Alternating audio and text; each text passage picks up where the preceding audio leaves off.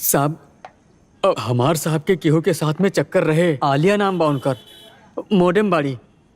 Modern माने model? हाँ, का नाम बोले? Alia. Alia.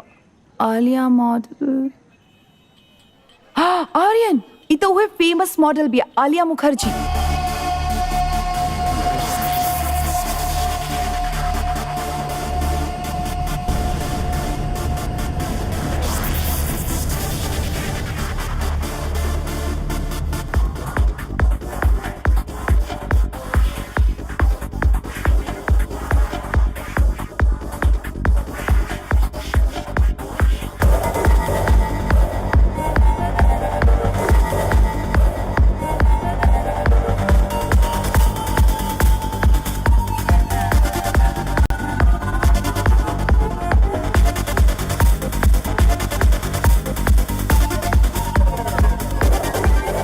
Break for 5 minutes.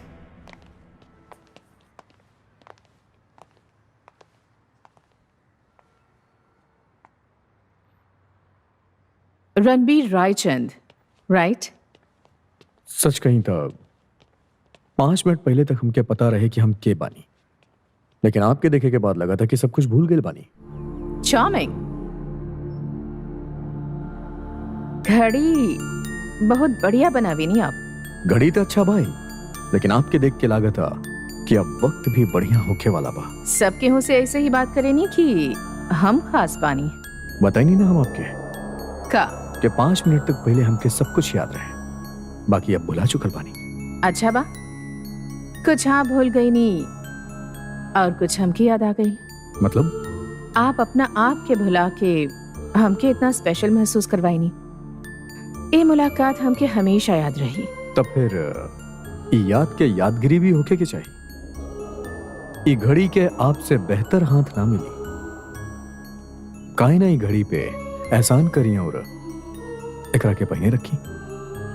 घड़ी के भी और हम के भी दोनों के बहुत अच्छा लागे।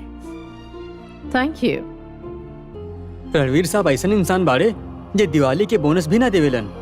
वो इतना महंगा गिफ्ट दे देलन, तब हम समझ गई नहीं कि भाई ई तो जरूर वसूल करी है।